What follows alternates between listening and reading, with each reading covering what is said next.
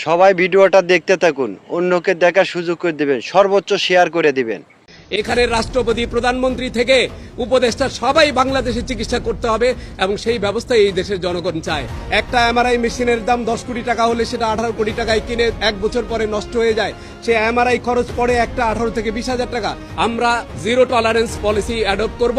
সরকারের 90 দিনে স্বাস্থ্য খাতের মধ্যে যে ভিজিবল পরিবর্তনটি আনবেন, ওনারা আমাদেরকে কমিটমেন্ট দিয়েছেন যে স্বাস্থ্য মন্ত্রণালয় দৃশ্যমান পরিবর্তন আনবেন এবং স্বাস্থ্য খাতকে জনমুখী করবেন এবং সেই 90 দিনের কাউন্টডাউন আজকে থেকেই, এখন থেকে। ঠিক আছে, বিরোধী আন্দোলন করতে গিয়ে যে ছাত্র জনতা যারা আহত হয়েছেন তাদেরকে এক্সক্লুসিভলি ডেডিকেটেড ওয়েতে একটি চিকিৎসা করার পিছনে কারণ হচ্ছে যে এই যারা এখন ভর্তি আছেন 500-র উপরে, এদের প্রত্যেকেরই মৃত্যুর ঝুঁকি রয়েছে ইনফেকশন থেকে।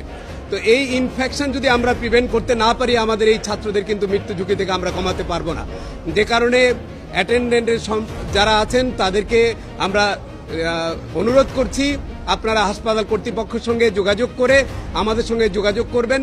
আপনারা যেটি ওনারা বললেন, প্রত্যেক পরিচালক, প্রত্যেক স্বাস্থ্য ব্যবস্থাপককে আমরা বলেছি, আপনাদের যদি সার্ভিসে কোনো গ্যাপ থাকে, আপনাদের যদি দুর্বলতা থাকে, আপনাদের ট্রলিম্যান যদি টাকা নেয়, আপনাদের পরীক্ষা নিরীক্ষা করতে যদি তারা নিগ্রহের শিকার হয়, ব্লাড ব্যাংকে যদি নিগ্রহের শিকার হয়, তাহলে ছাত্র জনতা কিন্তু আপনাদের উপরে কোনোভাবে ছেড়ে দিবে না। সুতরাং আপনারা আপনাদের অবস্থান থেকে প্রত্যেক পরিচালক স্ব অবস্থানে তার দায়িত্ব যথাযথভাবে পালন করেন। চিকিৎসকরা যার যার যথাযথ দায়িত্ব পালন করবেন এবং প্রত্যেকটি হাসপাতালে একটি অভিযোগ বাক্স খোলা হয়েছে, যেটি লাল একটি অভিযোগ বাক্স থাকবে।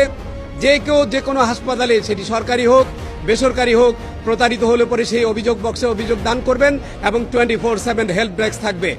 এই স্বাস্থ্য ব্যবস্থা ওভারনাইট পরিবর্তন করা সম্ভব না, কিন্তু আমরা যেটি চিন্তা করছি, স্টেটের অনেক বড় দায়িত্ব, যেটি আজকে বলা হচ্ছে বেসরকারি খাতে সরকারি খাতে কেন মানুষের